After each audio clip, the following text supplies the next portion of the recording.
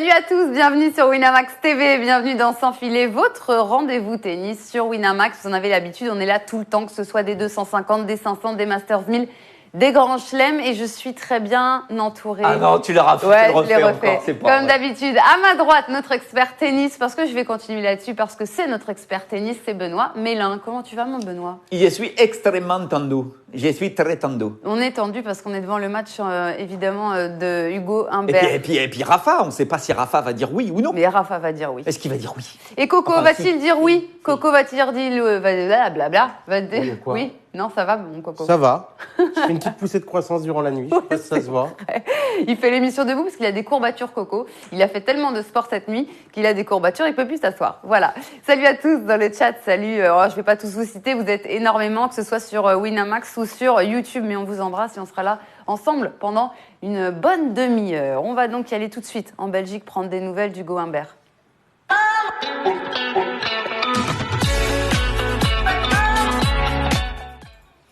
Hugo Humbert face à Andy Murray. Sir Andy Murray. C'est un match à regarder sur Winamax TV. Vous avez juste 1 euro sur votre compte et vous avez accès à ces matchs-là. Benoît, on en est où? On a le match juste en dessous et on vient de passer toute la forme à le regarder ensemble. Benoît, mais dis-nous, on en est où? Début du troisième et dernier set. Service pour Andy Murray. 0,40 sur le service d'Andy Murray. 3 possibilités pour le Français de faire le break. Et puis il n'a toujours pas réussi à faire le break. Pour l'instant, c'est avantage Murray. Premier set remporté par le Français. Deuxième set super équilibré. Au dernier moment, Andy Murray réussit à revenir à un set partout. Andy Murray qui subit complètement, qui joue son tennis, c'est-à-dire je renvoie, j'essaye de comprendre un petit peu ce qui est en face. Parce que le gaucher français, il joue le feu, quoi, Hugo Humbert. C'est pour ça qu'on a envie d'y croire, là. 1,98 en live, on a regardé le match et Hugo Humbert, on a envie d'y croire quand même. Bien sûr qu'on a envie d'y croire, parce que vraiment, il joue très très bien, quoi. Il est très agressif, il sert exactement les bonnes zones. Parce qu'on rappelle que voilà, Andy Murray, depuis qu'il est revenu, il n'a pas l'habitude encore de rejouer des gauchers. Il a joué Cameron Norrie, qui est le seul gaucher qu'il a joué jusqu'à présent. Et ça avait été un match très compliqué pour qu'il réussisse à s'imposer en 3-7. Et je trouve que Hugo Humbert joue mieux Cameron Norrie, notamment sur cette surface en indoor, là. Donc il a vraiment toutes les armes. S'il ne craque pas au niveau du service, il peut y arriver. Mais après, Andy Murray lui fait un peu tout, de la mayonnaise à l'écossaise, là. Et c'est pas facile, c'est vraiment un match très compliqué. On reste plutôt du côté de Sir Andy Murray sur le chat Winamax, à l'image de Sans Chaussettes qui nous dit Murray 2-7-1. On va suivre ça va être un peu le fil rouge de cette émission. Moi, je veux bien gagner le tournoi, Murray. Murray gagne le tournoi pour Coco. Écoute, on n'en est pas là. Déjà, il faut gagner Hugo Humbert. Humbert qui peut décrocher sa première finale sur le circuit, pourquoi pas. Et en tout cas, que ce soit Murray ou Humbert, ce sera un gros poisson. Enfin, ce sera qui? Ce sera Stan Wawrinka. Un poisson. Oui, gros poisson, c'est une expression, mon cher Benoît. Parce que Wawrinka plus dans le bœuf. Ouais, c'est vrai, c'est vrai. Moins dans le poisson. Ça reste, c'est vrai.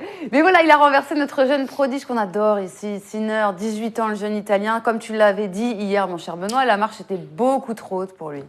Surtout la puissance. La puissance, il a été incroyable encore une fois au service. Le Stade Wawrinka, tu te rends compte que sur ces surfaces-là, même si elles sont plus ou moins ralenties, ça reste quand même un avantage quand tu as cette puissance-là. Et Wawrinka a remporté 81% de ses points sur première balle.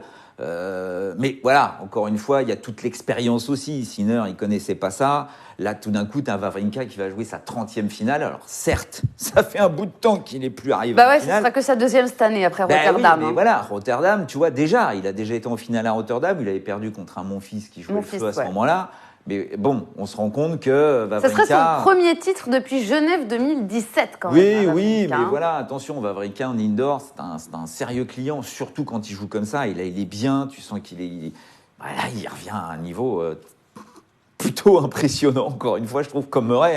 Je trouve que les deux, là, ils font un retour. Tu vois, mon cher Coco, pour moi, le favori. Il avait déjà un très gros niveau à Roland, Stan. Mais même, je trouve que vraiment, il joue bien là, cette saison. Tu vois, il est régulier. Bon, il a quelques petits pépins physiques parce que, bien évidemment, il faut que tout ça se remette en place. Donc, tu fais beaucoup d'efforts.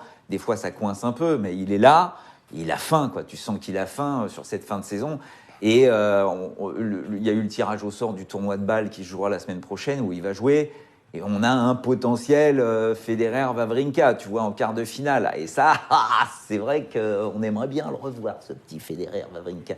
Parce que ces deux-là ne sont pas tout à fait copains, sachez-le. Voilà en tout cas ce qu'il se passe à Anvers. On vous le rappelle, on va rester, on va garder un œil sur ce qui se passe en Belgique, forcément, parce qu'on est devant en tant qu'amoureux du tennis. On regarde ce Murray-Humbert. Il faut juste savoir qu'il y a toujours des périodes dans une carrière et Hugo Humbert a décidé de changer un petit peu ses habitudes. Il était avec Cédric Reynaud, son entraîneur depuis 5 ans. Il vient de se faire breaker, donc bon. Oui, mais c'est pas grave, ça c'est rien. Tout est possible à ce niveau-là, dans un troisième set, avec un Murray qui a joué quand même plus de 2h30 encore. C'est sa troisième demi cette année, je crois, à Hugo Humbert. On le rappelle, 70e joueur mondial, Hugo Humbert. Troisième demi, il avait fait quoi à Newport? Marseille en indoor. Mais toujours est-il que voilà, il n'était pas content de sa saison aux États-Unis, de l'été américain.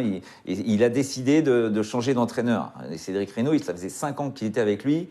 Je crois que quand il a commencé avec Cédric Reynaud, il était moins de 6. Je ne sais pas si vous connaissez les classements, mais moins de 6. C'est le classement très, de Coco très loin actuellement. De la 60e place qu'il occupe actuellement. Quoi. Donc il a fait un travail énorme avec lui, il a décidé de s'arrêter. Là, cette semaine, il est qu'avec son préparateur physique, Cyril Brechbuhl.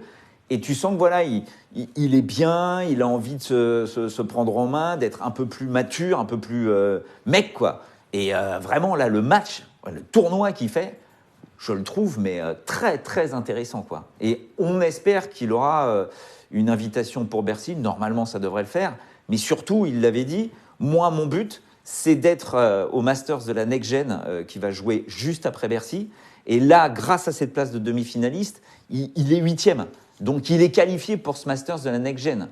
Où il n'y aura pas Tsitsipas. Puisque, il y aura des absents parce qu'ils seront vraiment donc, logiquement, il y est. Et ça, c'était un de ses objectifs. Parce que l'année dernière, il l'avait loupé d'une place, ce Master. Ça a l'air de rien, mais c'est important. Entre eux, jouer ce genre de rendez-vous, c'est important. On va passer en Russie maintenant, parce qu'il y a Manarino, lui, qui a décroché sa finale en Russie.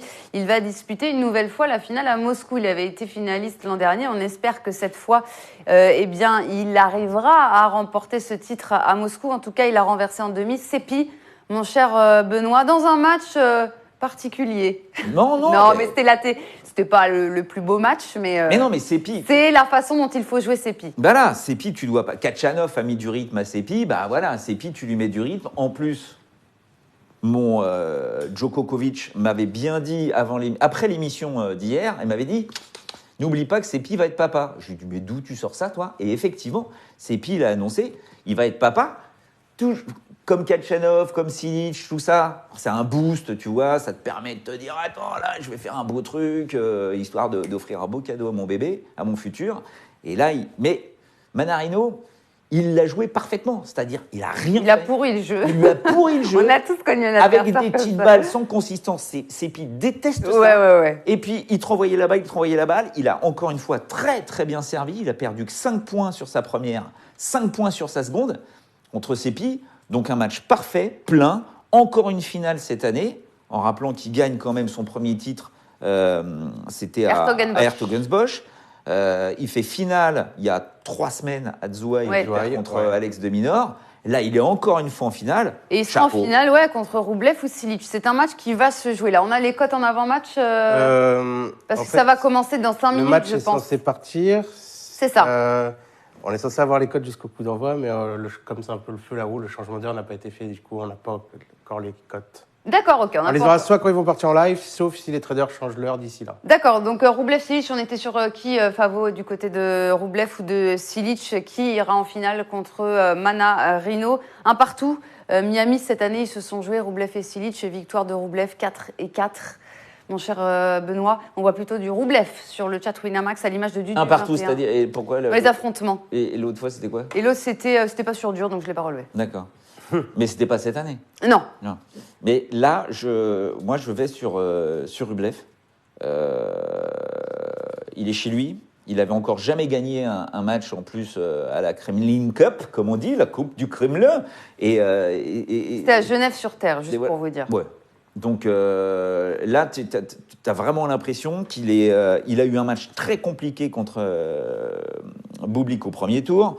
Encore un match compliqué contre Gerasimov. Après, plus facile sur Milojevic qui remplaçait Medvedev. Mais toujours est-il qu'il est bien.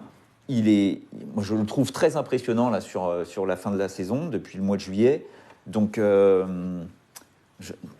vraiment, je pense qu'il peut réussir à battre Cilic. Moi, Et alors, je mettrais bien un petit 3-7 sans vainqueur sur ce match. Je trouve que c'est une opposition assez équilibrée. Je sens bien le 3-7. En tout cas, s'il est en finale Rublev contre Manarino, ce serait intéressant parce que ce serait la première fois qu'ils se rencontrent sur le circuit, ce qui n'est pas le cas si Manarino affronte Cilic. Là, ce serait le 4e affrontement. Et en plus, on en est à 2-1 pour Cilic. Voilà, donc un petit Manarino-Rublev, on prend en finale de ce tournoi russe. Je mettrais Rublev parce que Cilic n'a joué que du serveur, quoi. Il a joué Karlovic et Chardy. Et Chardy s'est passé limite au tie-break du 3e set. Il ne faut pas oublier que Cilic, quand même, était 6e joueur mondial il y a un an. Là, il doit être 25, un truc comme ça. Ouais, mais il n'a pas beaucoup joué cette année. Il n'a pas beaucoup joué. Si, mais le problème, c'est qu'il n'a pas fait une demi-finale depuis Cincinnati l'an dernier, quoi. Pour un joueur de sa trempe, c'est un trou noir. Donc, c'est un manque de confiance, de référence dans ce genre de rendez-vous.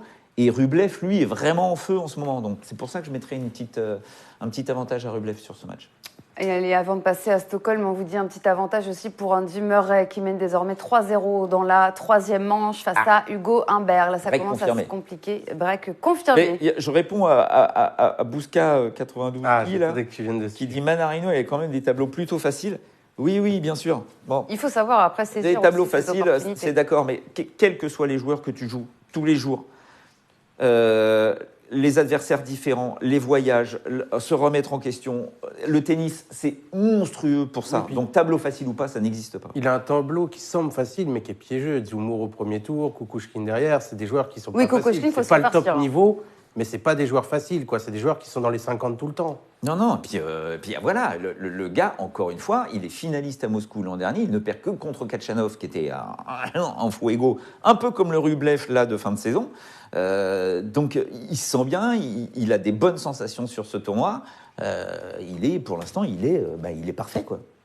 On termine notre tour des terrains masculins. Il n'a pas perdu un set. Par la Suède, ouais. Et Stockholm, où c'est Krajinovic qui a été le premier qualifié pour la finale de cette ATP 250. Il a renversé Carreño Busta, tête de série 5. Et il s'offre donc une 2e finale après Budapest, notre Serbe.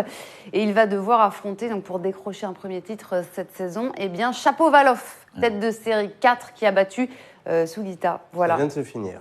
Et ils ne se sont jamais affrontés, Krajinovic et Shapovalov. Ce sera une première. Première finale pour Shapovalov. On l'attendait, ça y est, il monte. Alors là aussi, on peut dire que c'est un tableau facile, mais non, faut y arriver. Il est passé en 2-7, il n'a pas perdu un set, lui non plus, il est en finale. Et moi, je suis surpris par Krajinovic, qui a gagné 12 des 14 derniers points contre Carreño Busta. Je peux dire qu'au physique, au 3e set, en ayant perdu la première manche, c'est très costaud ce qu'il a fait. Donc là, il revient dans le top 50. Il fait une bonne saison, Krajinovic, dans l'absolu, parce qu'il avait complètement disparu après sa finale à Bercy en 2017.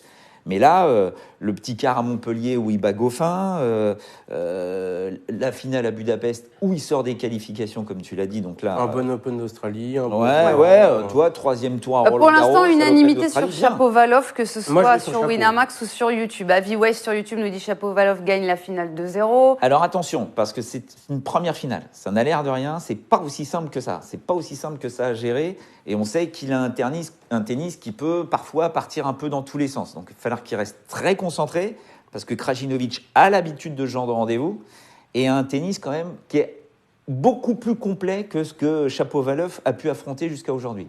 Donc c'est pas aussi simple que ça, je pense, pour Shapovalov. Attention. Je dis pas que c'est simple, mais je vais sur Chapeau, moi. On aura les cotes parce que les matchs viennent de se finir, donc évidemment on n'a pas les cotes à vous proposer pour le moment. D'ici une petite demi-heure, vous trouverez ça sur le site, sur Winamax, évidemment.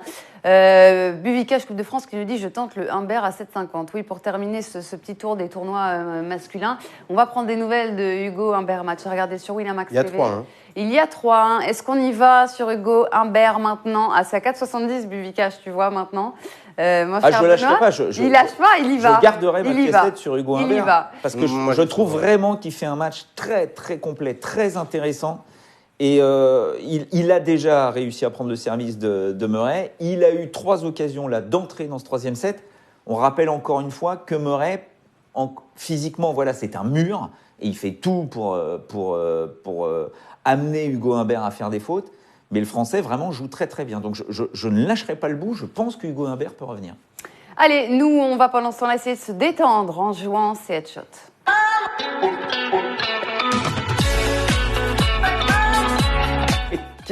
Qu'est-ce que tu vas nous inventer? Ouais, bah là, c'était un peu dur. Je t'avoue, trouver des questions. On est en bout de course, on est en fin de semaine. On peut faire 2 sets. I love cocotte, même si t'es malade. On peut faire 2 sets au ping-pong, si tu veux, non? Non. Alors, tu vas me donner ton crayon. Tu vas me donner ton crayon, mon cher Benoît. Ah, pardon. Et alors, vous allez mettre Team Coco, Team Benoît dans le chat. Stromy, merci de ne pas polluer le chat quand même. Mon cher ami, s'il te plaît. Hein, on l'a vu. Mais bon, voilà, on va essayer de tourner quand même au niveau des pseudos, parce qu'il faut pas que ce soit toujours les mêmes qui gagnent. Moi, j'ai pris Narmouk. Narmouk pour... Ah non, il a mis Team Benoît, excuse-moi. Alors, allez. Moi, j'ai Big John 973. Big John. Trop vite, j'arrive pas à le dire. B-I-G, J-O-N. Ouais. J-O-N.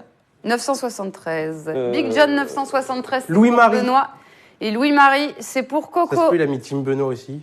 Écoute, voilà, donc Big John 973 pour Benoît. Ça y est, c'est fini, les amis. Vous aurez l'opportunité de remporter encore des free bets à la partie de ping-pong. Mais là, c'est fini. On a choisi Big John 973. Et Louis-Marie, c'est parti, 5 € par bonne. Je suis pas sûr du 973. Mais Big John va nous remettre son pseudo dans le chat gentiment. Comme ça, on pourra lui créditer ses free bets. J'avais Little Wings, moi, au début, mais ça alors, va trop vite. On y va. Et Louis-Marie aussi, on va reprendre notre pseudo. Cocorico, j'adore. Allez, c'est parti. Combien de têtes de série en demi-finale à Anvers cette année, évidemment? 0. Une. Qui ça? À Anvers. En demi. On n'a pas le droit de dire au hasard. Non, mais c'est une. Mais c'est qui? Et du coup, c'est pas. Je lui accorderai le point à Coco. À Anvers? Ouais, il y en a une seule. À Anvers? Ouais. À Anvers. Bah, le match qu'on est en train de regarder, entre Murray et Humbert. Humbert? Bah non, c'est Wawrinka, la seule tête de série. Bon, point pour Coco, mais c'était litigieux, je vous l'avoue. Allez, je te l'accorde quand même. Et on arrête le hasard maintenant, mon cher Coco. Hein. Alors, ça fait point pour Louis-Marie. Quelle est la moyenne d'âge de ce dernier carré belge? Alors, on a une seule... Non, parce qu'Humbert, il est jeune. Bah oui, 21, mais bon. Non, une seule réponse. 27. 27. Ah, j'allais dire 27-3. Ah, je change. 26-2. Oh là là, 26-2. 26-2 Oh Ah non, ça vaut 2 points, ça. 26-25. Ah non, mais non, c'est 2 points, ça. Allez, j'offre 2 points. Magique, j'offre 2 points à Coco. Disons, tu allais dire 27-3, heureusement qu'il dit 27, hein, sinon tu allais te planter. Louis-Marie qui est pas mal dans cette partie. Point pour Coco, ça fait 3-0. Parce qu'on rajoute 2 points, il est un tout bien pile. sûr. Le tout pile. Quelle joueuse de nationalité suisse, quelle Suissesse Bencic. en gros? Attends la fin de la question. -1 pour Coco. Il n'y en a pas d'autre. Quelle joueuse de nationalité suisse a déjà remporté Moscou? Hingis. Oui, Martina Hingis en 2000 contre Anna Kournikova. Ça pouvait être... Non, mais je te laisse le point, ça fait 4. Alors là, Coco, il se passe un truc. Coco qui se donne à fond. Merci. C'est beau. En fait, faut que tu restes debout, faut pas t'asseoir. Il y a des questions sur les femmes. Oui, c'est ça, en fait, le sang, ça circule mieux. Ça circule. Mon cher Coco, c'est bon. Qui était tête de série 1 à Moscou cette année chez les femmes? Ah, chez les femmes. Il y a ce qu'il y a à Moscou chez les femmes, là, déjà.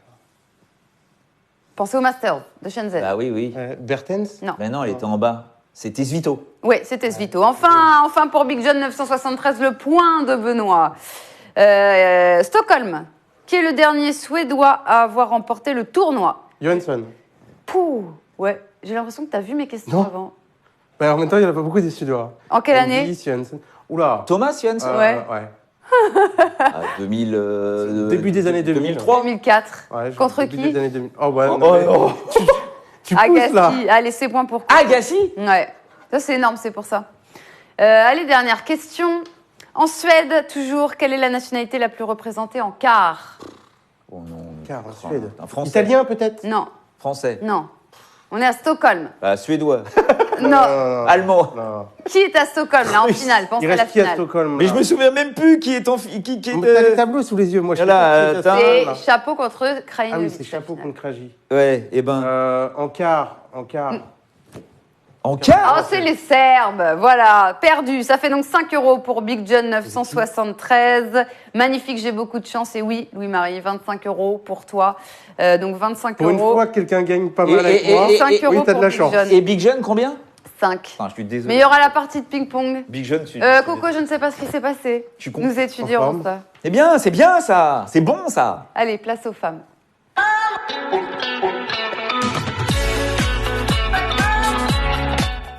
Les femmes, attends. Petit point sur Hugo avant, s'il vous plaît. 4-1, Hugo Humbert. 4-1, toujours son break d'avance. Toujours son break d'avance. Allez, on va parler maintenant. Alors, c'est un peu plus, c'est moins sympathique. C'est Mladenovic. Mladenovic, qui, elle, n'a pas réussi à se hisser en finale du tournoi russe. On parle de Moscou. Non, c'est Bencic qui s'est imposé, la Suissesse qui a maîtrisé la Française.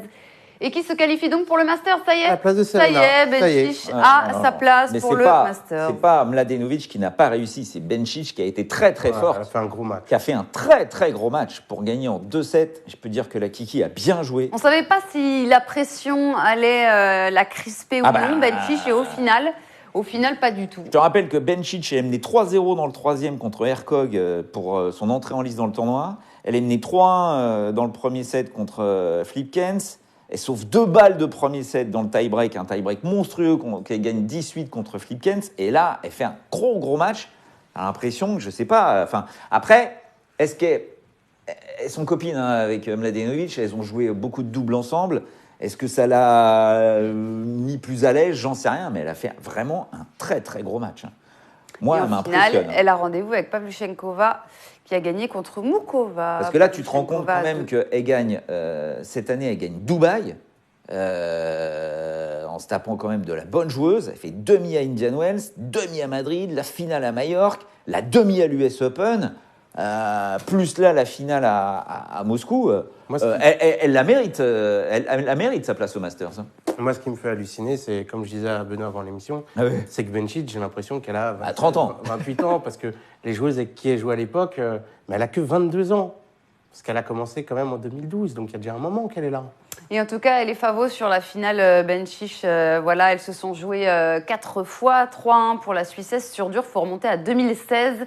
Et puis on se souvient, elles se sont jouées à Wimbledon cette année. Victoire 2 et 3. Il y a un petit 3-7, moi, là-dessus. À 2-15. On n'a pas dit, mais Pavlyuchenkova, elle fait finale à Osaka, où elle perd contre Osaka. Qui ça? Pavlyuchenkova. Oui, non, mais elle revient bien, Pavlyuchenkova. C'est pour ça que chez les gars, tu vois,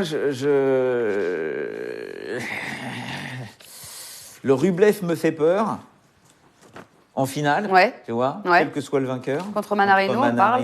Oui, enfin contre Manarino, j'avoue que là, ça va être compliqué parce qu'on a 2 gauchers, quoi. Donc l'avantage du gaucher de Manarino face à Shapovalov, ça n'a pas fonctionné. J'avoue que sur la finale de Anvers, je vois bien aussi Wawrinka s'imposer. Et là, sur cette finale dames, je trouve qu'encore une fois, Bencic là, ça y est, bon, elle est qualifiée pour le Masters. Il va y avoir du relâchement. Tu vois, une toute petite baisse de pression. Pavlyuchenkova, on a tendance à l'oublier celle-là parce qu'elle n'a pas 22 ans, elle a 28. Mais elle est là depuis des années aussi. Elle gagne Moscou en 2014. Elle fait finale en 2015 à Moscou.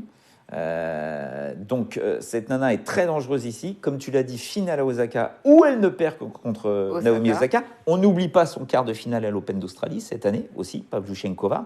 Et c'est une joueuse qui n'a absolument aucun complexe contre les top 10. Elle en a battu 31 top 10 depuis le début de sa carrière. Elle en a battu 4 cette année.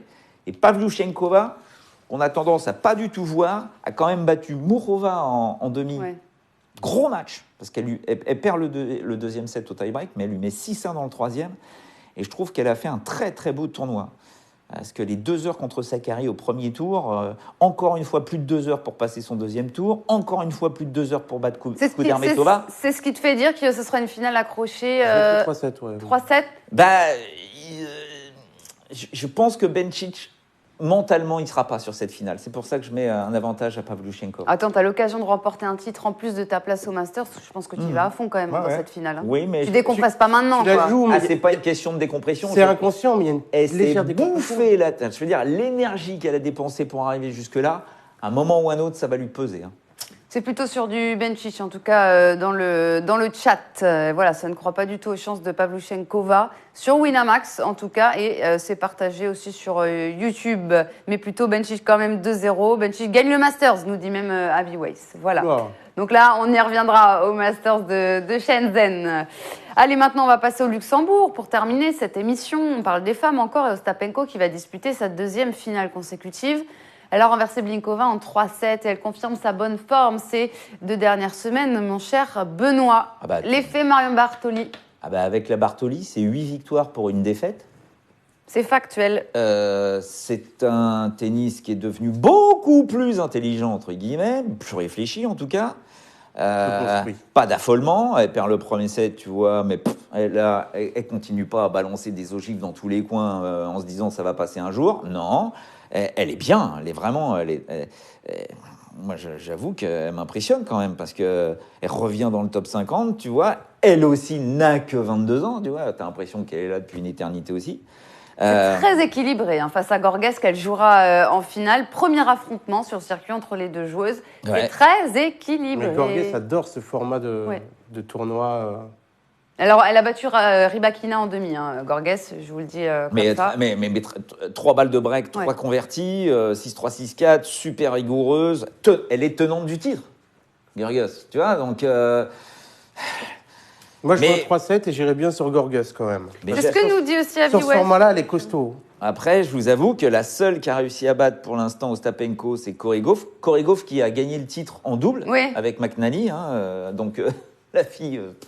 Elle perd au premier tour, un peu fatiguée, mais c'est pas grave, t'inquiète pas. Donc, elle arrête pas, celle-là. Mais bon, j'avoue que je suis curieux de savoir si la Bartoli va être capable de mettre en place quelque chose. Parce que Julia Görges, son tennis vraiment est basé sur sa qualité de service. Elle est très puissante au service. Imaginons que la Ostapenko, qui est très près de sa ligne, retourne bien et tout ça. Elle est difficile à lire. Tu vois, moi, je mettrais Ostapenko, quoi. Tu vois, je trouve qu'elle est resplendissante en ce moment. Elle ne se pose pas de questions. Elle joue. C'est intelligent. Et il y a la Bartoli qui la cadre bien, qui, je vous rappelle, sur le circuit WTA, elle peut venir sur la chaise.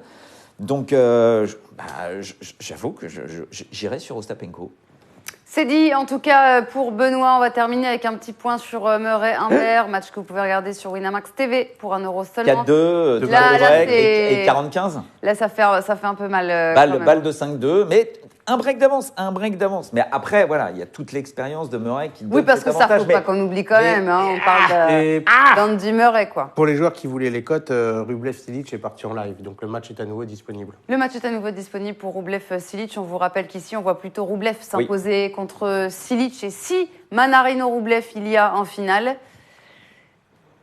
1-7 pour Manarino. Mais Rublev qui s'impose. Mana peut battre Rublev. Ouais, toi, tu y crois ? On a du mal avec. Bien sûr qu'il peut, dans l'absolu, bien sûr qu'il peut. Mais j'avoue que Rublev me fait un petit peu peur. Et juste un petit mot avant qu'on se quitte, une petite pensée pour Alexander Volkov. Je ne sais pas si vous l'avez connu comme joueur, ce gars-là, mais moi, je l'ai suivi et j'adorais ce mec qui est décédé aujourd'hui à 52 ans.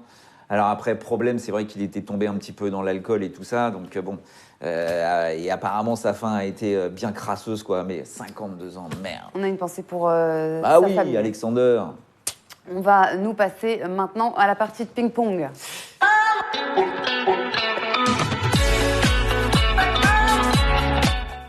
Pourquoi tu fais... Allez, vous mettez... Alors, non, préparez-vous parce que ça va y aller, là. Team Benoît, Coco... il fait tout son cinéma. Team Coco, Team Benoît. Il a gagné toute la semaine. Team Coco, Team Benoît. Vous me donnez les pseudos. Team Benoît, il est dopé. J'y vais. BH Henri Lévy. Ok. Bernard-Henri Lévy qui vote pour moi, là. Mika Choumi. Choumi. Mika Choumi. Non, tout est accroché. S-H-U-M-I. Ok, c'est parti. Donc, on a Bernard-Henri Lévy pour... Énorme. pour Benoît et Mika Choumi pour Coco. On va voir les codes. Donc, si Benoît s'impose, c'est 15 €. Si Coco s'impose, c'est 30 €. Donc, c'est-à-dire que Mika Choumi joue pour 30 €. Ah, je peux faire jackpot. C'est à moi. 30, là. 55 sur l'émission, ça serait beau. Ouais. On y va. Pas de balle d'échauffement. Ça commence bien. 1-0 pour Coco. 1-1. 2-1 pour moi. Catastrophe. Oh, ça joue. 3-1 pour moi. Ah 3-2 pour moi. Oh, le point, Coco. 3-3. Agressif. Let. J'ai dit que je les enlevais, mais bon. 4-3 balles de match. 4-4. La pression. Oh, combien ça fait? 5-4 pour moi. Yes! Oh, victoire de Benoît. Victoire de Benoît, 15 € pour donc Bernard-Henri Lévy. 15 € pour toi. Bravo à toi. En tout Il y a eu des points de dingue. Dis donc, en plus c'était la dernière de la semaine, les amis. Mais le tennis revient sur Winamax lundi pour Bâle et Vienne. Quelle heure? 18h55, pareil. On sera là pour Bâle et Vienne, les amis. Bâle et Vienne. Ouais, Bâle et Vienne. Ne quittez pas Winamax parce que dès 20h, vous avez rendez-vous avec du poker. Top Je of file the parce pop. que je vais au mariage de Rafa là, je file. C'est ça, nous aussi, on y va tous les trois. En hélicoptère d'ailleurs. avec Merci à Juan tous d'avoir Carlos, on y été va en avec hélicoptère. nous. On se retrouve lundi pour le tennis, 18h55. Ciao.